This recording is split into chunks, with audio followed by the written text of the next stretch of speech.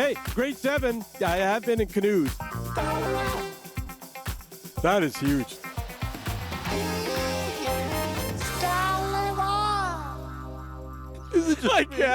I can't go anymore. Okay. Are we done with the hot dog? It's been a while since we heard from him. Happy New Year, Rick Dhaliwal. How are you, sir? From Donnie and Dolly on Check TV. How are you, sir? Happy New Year to you two guys. I see that slacker Sakaris is off for another day. Buffer day. Yeah, it's Ottawa, then Arizona. You took a buffer day too, though. That's Taylor, though. He negotiates. We got a better package than the teachers, for crying out loud. Yes, you did. Hey, no shortage of news over the course of the holidays. But let's start with our poll question just a second, because there's been a lot of drama around JT Miller. Our Bodog poll question: if you could delete one Canucks contract, who would it be, OEL or JT Miller? 7 more years for Miller, 4 more years for OEL. You're getting more out of Miller, certainly in the here and now, but that will eventually diminish. You could blink. You could I dream of Genie it and just blink and get rid of it. Who do you take out? Yeah, you know what? I think most people. I don't know who's leading your poll right now, but I mean, there's a lot of angst. I'll use the word angst with JT Miller right now. There's just a lot of heat on him in this market. And look, guys, they in the summer picked Miller over Horvat. They took the guy that was coming off 99 points over the guy who had a career high, I think was in his low 60s. So look, I see it every day. I mean, he's been in a hot iron rod for Canucks Twitter, Canucks fans, is JT Miller. But, how are you going to get rid of that contract? Here's the thing I love about Canucks Twitter and Canucks fans. They'll rip this guy and tell you he's awful. They'll tell you he should be traded. They'll tell you it was an awful contract, but then they turn around and expect 31 teams to call the Canucks and say, okay, we'll take him. Those teams also understand what is happening with every player in Vancouver. I mean, guys, come on. Miller's going to be tough to move. What team is willing to take on that contract? Easier said than done. Not many teams can digest that contract. So many teams are capped out. And then you got to be in the right cycle. Like if you're the Chicago Blackhawks, are you taking Miller? No. They just got rid of DeBrincat. They got rid of Kirby Dach. I mean, the teams that takes him on, or Canuck fans want a team to take him, they got to have the cap space. They got to be in the right cycle. I mean, of their development as a team. I mean, I understand all the anger and everything that's geared towards JT Miller. But I would love for you to be the GM of the Canucks one day and go out and ask the other 31 teams, are you going to take this guy? It's going to be tough to move him. Well, I think some Canuck fans wish they were the GM of the Vancouver Canucks, so they wouldn't have signed that contract. And it's not. I don't think it's about hating the player. This is what the salary cap has done, Rick. Is that it makes you hate the contract, right? Like everybody would have JT Miller on their team for their price. But I think it's almost unanimous that it wouldn't be this price, right? Yeah, that's it. And so what team is going to take the term on? What team is going to take the player, the money on? How are you going to make the economics work? We've lived in the last 5 years, the salary cap hasn't gone up a ton, guys. COVID didn't help. And now it's slowly coming out of it. Like if the cap was going up 3, 4, 5 million a year, it would make a big difference, but it's not. I mean, there's so many teams capped out. I mean, you look at the Canucks, and it's just not JT Miller. Look, guys, they're trying to get, move on from Myers and Besser and Garland and Pearson. And I'm just trying to tell you nicely, like they've been trying for months on months on months. Do you understand why it's taken months? They're hard contracts to move, And I was told, that, look, moving a tough contract like Myers or Besser or Garland, the Canucks got to get creative. Now, yeah, they're difficult deals to make, but they're going to have to think outside the box to move those guys and clear the cap space that they so desire. Hey, by the way, guys, I want to tell you, as of now, I believe the Canucks will go down the buyout route this summer, and I'm not hearing OEL as a possible No. buyout candidate. No. So, yeah, I'm not. I'm just, and I always preference. I always preface. I always say it that as of now, because it is months away and things change. But I am hearing that there's going to be some buyouts this summer as of now. But I'm not hearing OEL is going to be a buyout candidate.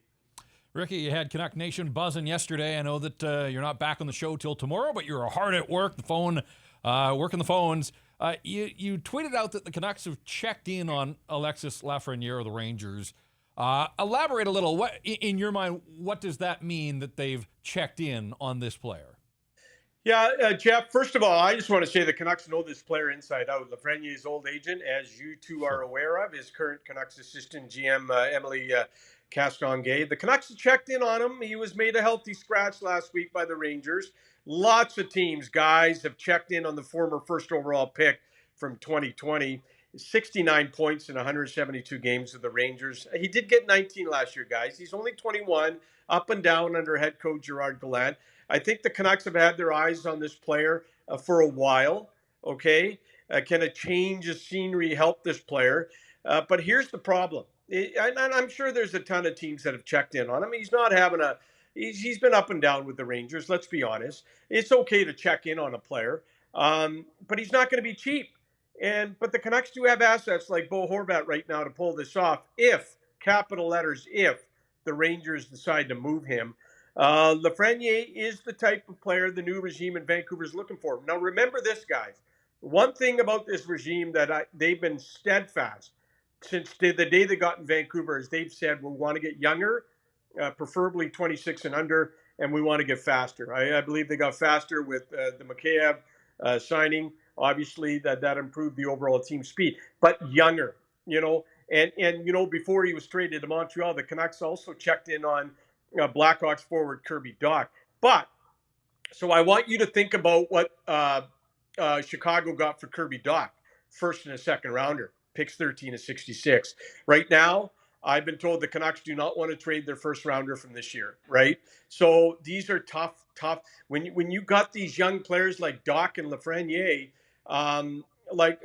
Doc's worked out in Montreal. He's been fine this year, and then he got his long-term deal.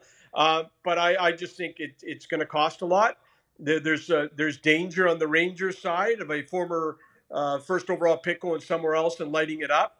I just been told that teams are checking on Lafreniere. The Canucks are one of them, and he falls into that category, 26 and under. The Canucks want to get younger.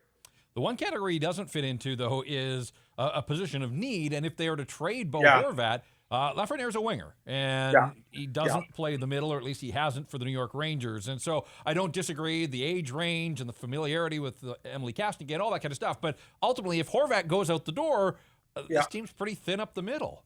Yeah, there's no question. And I think Lafreniere, you guys could correct me.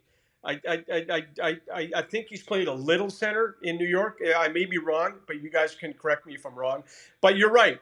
For Horvat, you want a centerman back, you want a right shot D back, young guys. But also, Jeff, there's a familiarity with this player through Castonguay. He's a former first overall pick, guys. I mean, those guys don't grow on trees, and I know it hasn't worked out for him super duper in New York, but I mean, there is that caveat, first overall, and then there is some familiarity with that. We'll see where it goes. I still think it's going to be tough to do. Prices are sky high. They're sky high everywhere, and it's funny. The Canucks tried to get in on a lot of defensemen in the summer, and they weren't willing to pay the price, some of the high prices that other teams were. I mean, Kirby Dach. The Hawks got a first and second rounder. The Canucks weren't willing to do that. So they are out there, trying to get younger and going after some good young talent, but there's a price to be paid. The trade would be a separate trade from the Bo Horvat trade, if I'm not mistaken. Based on what you're saying there, which is shocking to me. I would have thought that would have been a part of something like that. I mean, there's other teams that are suffering right now. Certainly, the Colorado Avalanche. People have connected dots there before with no real evidence. But how desperate are the Avs or anybody else to get Bo Horvat right now? Yeah, with Bo Horvat, you hear all you got to do is look at the teams struggling up the middle, and they'll be all in on Bo Horvat.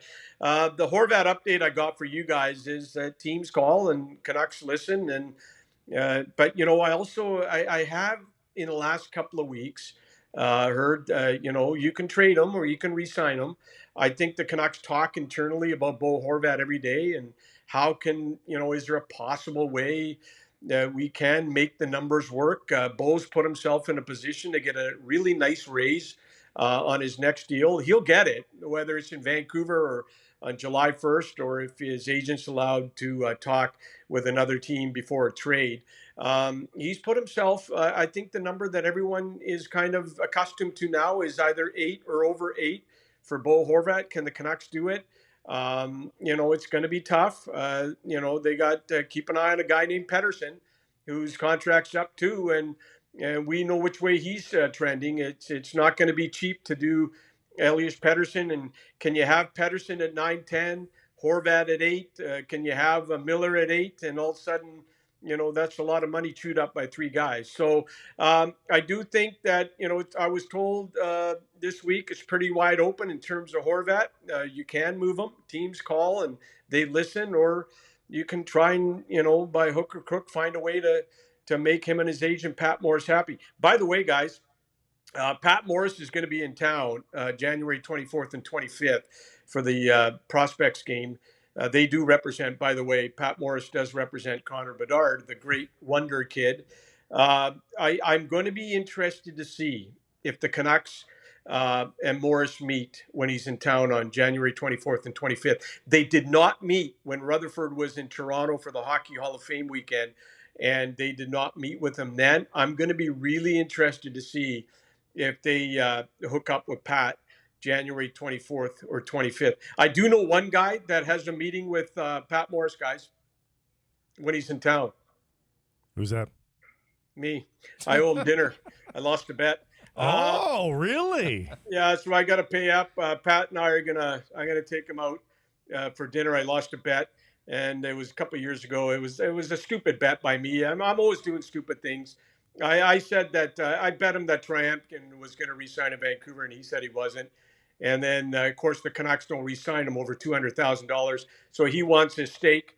He wants his red wine, and it's coming. I got to take him out. Table for 2, Dhaliwal, Wendy's right around the corner from the LEC. A little pregame meal at Wendy's. Hey, the Canucks might not meet with Pat Morris, but Rick Dhaliwal is going to meet with him. How about that? And we should point out, guys, it is January 3rd. We are 2 months. Exactly 2 months from the NHL trade deadline. So tick, tick, tick. You can start to hear that clock working down to March the 3rd. Guys, before we get to JT Miller, I do want to say this. Luke Schenn's going to be the player that gets the most calls. Perfect fit for a playoff team looking for depth and character. His salary helps big time as well. They're going to get a lot of calls on Luke. I do want to bring up one thing with both of you. Will the Canucks record play a role in how they handle the trade deadline? I'm told no. Standings will not be a factor. They have to play the long game. They got to have an eye on the future. No panic moves. They always knew this was going to be a team that could possibly make the playoffs, but a team that won't make a long playoff run. So I think, guys, it's going to be, and you nailed it, Jeff, 2 months today to the trade deadline. I think it's going to be fascinating 8 weeks in Vancouver. I think there's going to be a lot of speculation. There's going to be a lot of rumors. There's going to be a lot of stuff out there. I think Vancouver could be number one central. Look, you got Bo Horvat, you got Myers, Besser, Garland, Schenn, and Burrows, he's a UFA. I wonder if the Canucks get calls on him. But I am told again that if Luke Schenn is traded, the Vancouver Canucks 100% will be interested in reacquiring him on July 1st because that's just the type of character guy that every time I think about that speech that Kevin Bieksa did about culture, right away I think of Luke Schenn. You can't have enough guys. His care meter is high. His character is high. He cares, and you can't have enough of those guys for sure. So it's going to be, as you said, Jeff, 2 months to go. It's going to be really interesting what happens in Vancouver in the next 2 months. Did you have something more on Miller? You mentioned Miller again. Well, I just want to say this. I haven't had a chance to talk about it, but the Delia incident in Winnipeg, most around the team think that was blown out of proportion. This is an emotional player. Game's on the line. He hates to lose. The optics didn't look good, for sure. I would be more concerned if I was with the Canucks about Miller with the turnovers and the perceived lack of effort in the Calgary game on a couple of Flames goals. Look, Miller's a hot topic for the Canuck fans. The contract, he's on pace for around 70 points, not 99 like last year. He's a team worst minus 13. I talked to his agent today, Brian Bartlett, and obviously Brian's a pretty good guy. He just said, you know what, he fully expects. And one thing that people don't know, JT Miller is doing a lot of stuff away, from the public eye, working on, with the Sedin twins, working on video. He does a lot of stuff. This guy cares. Like, I know he's right now public enemy number one with, certain Canuck fans, but this guy cares. He is trying on his own to get better and doing stuff away from the rink that people don't realize. But he's an emotional guy. He cares. And I think sometimes passion can turn into, some negative things like optics. That didn't look good on the Delia incident.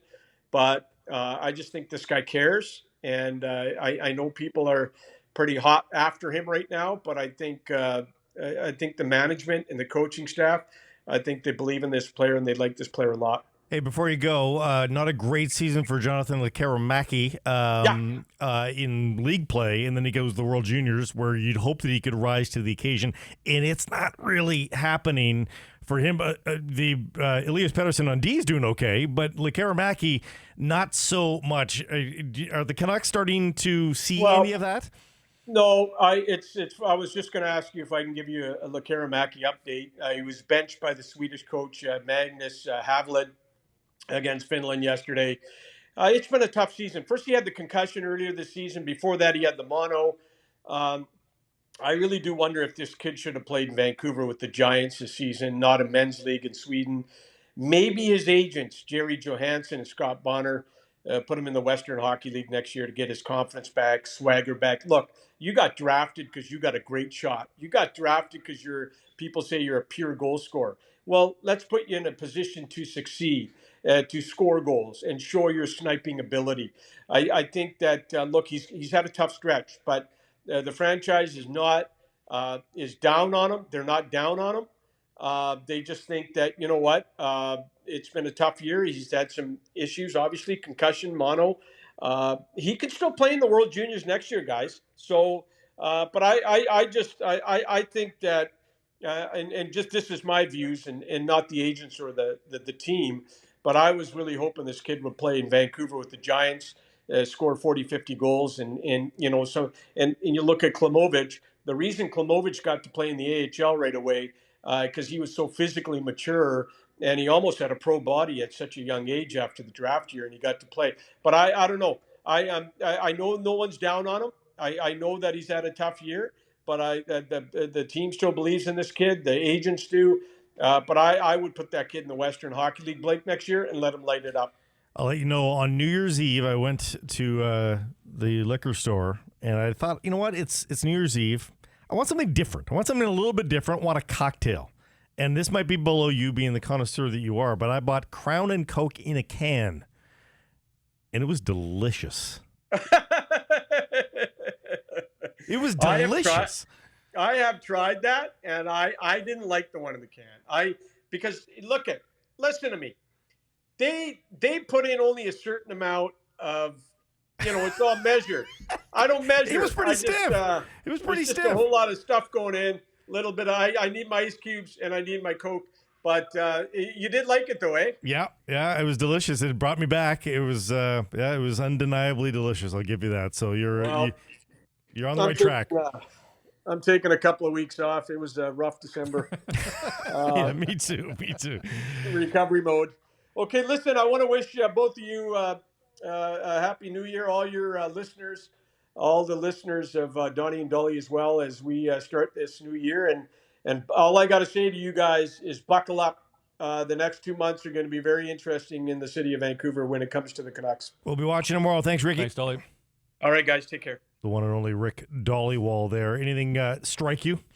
Well, just this whole Lafreniere thing, the fact that Emily Castonguay was his agent, like, she would have a great read on the person. Yeah. But this league is so heavily scouted. The fact that she's here now doesn't give them a leg up. If the Canucks made an offer and another team made a better offer, the Rangers are in the business of getting better. So just the fact that Emily Castonguay works for the Canucks, again, she'd have great background on the person, but the player is so heavily scouted that the Canucks would have the same intel, I think, that pretty much every team around the league does. So I don't know that gives them any sort of edge. And the other thing is, they should be making calls on players like this and all good players. Like, that's the job of an active front office, is to get out in front of things. So I'm not shocked to hear that the Canucks were kicking some tires and checking in.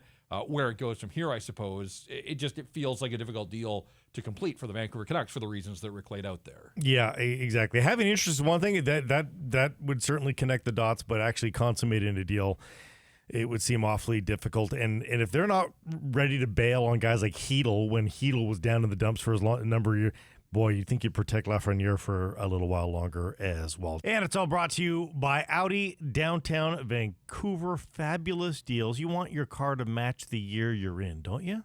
2023 Q5 for $329 bi-weekly for 48 months. Enjoy up to 3% loyalty rate reduction if you're an Audi customer as well. Head to VancouverAudi.ca.